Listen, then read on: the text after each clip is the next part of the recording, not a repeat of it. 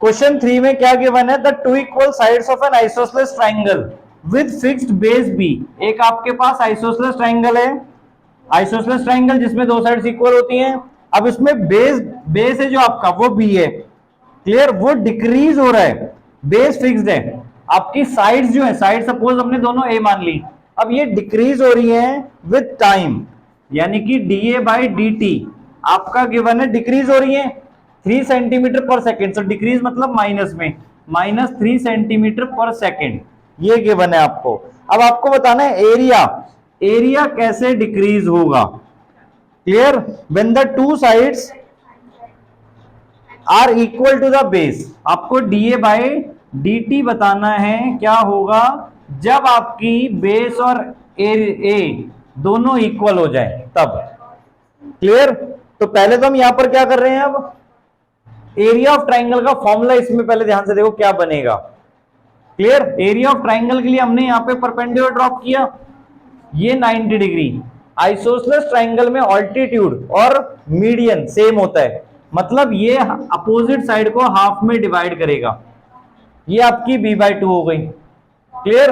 ये साइड हमें निकालनी है, मतलब परपेंडिकुलर, परपेंडिकुलर निकालने के लिए Pythagoras theorem, p² equals to h² minus b², clear ना, डायरेक्ट यूज कर रहा हूं। p हमारा ये है जो कि हम h बोल रहे हैं, ठीक है, या p बोल लो इसे, p² इक्वल्स टू हाइपोटेन्यूज क्या है यहाँ पे a, तो a² माइनस बेस क्या है b/2, तो b/2 का स्क्वायर करेंगे तो क्या बन जाएगा, p² equals to a² minus b²/4, ये आ गया।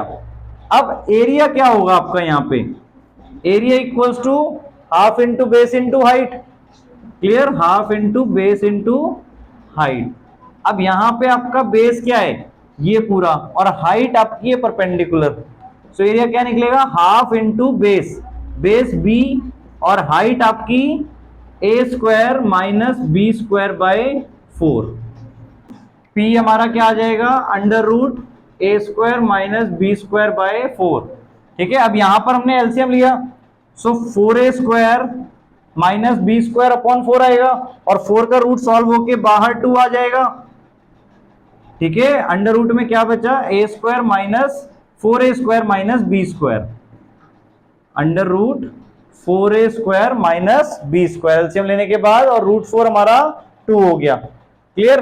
अब इसको हम क्या कर रहे हैं, differentiate with respect to t, clear. So D A by D T हमारा क्या निकलेगा, D A by D T equals to, अब देखो 1/4 तो बाहर, अब यहां पे क्या लगेगा आपका प्रोडक्ट रूल, जिसमें से b क्या है, कांस्टेंट है, क्लियर। तो आपको इसी का डेरिवेटिव करना है, यानी b/4 आपका कांस्टेंट हो गया, रूट के अंदर का ही डेरिवेटिव करना है। सो अब इसका डेरिवेटिव क्या होगा, √x का डेरिवेटिव क्या होता है, 1/2 √x, सो 1/2 √4a² माइनस b² इंटू इसका डेरिवेटिव, सो 4a² का डेरिवेटिव 8a, ठीक है, और dA बाय dt, क्लियर, क्योंकि विद रिस्पेक्ट टू t कर रहे हैं हम। यहां तक समझ में आया। अब b² का वो 0 हो जाएगा क्योंकि b आपकी फिक्स थी यहां पे, यहां तक क्लियर हुआ।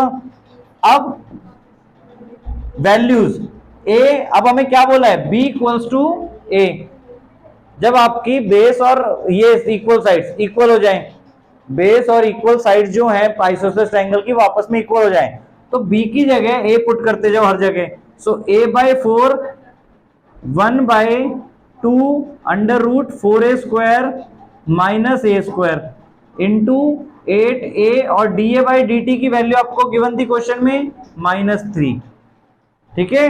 4 इंटू 2 8, ये कैंसिल आउट हो गया, a इंटू a² ठीक है, और नीचे क्या बचा देखो 4a² minus a² √3a, clear, √3a into -3। यहां तक समझ में आया। a² का रूट हमने कर लिया, a आ गया, अब एक कट गया ऊपर से, सो और ये √3 से तो √3, तो आपका फाइनल आंसर क्या है, -√3a, और यूनिट क्या आएगी, सेंटीमीटर स्क्वायर पर सेकेंड। क्योंकि आपने चेंज ऑफ एरिया निकाला विद रिस्पेक्ट टू टाइम।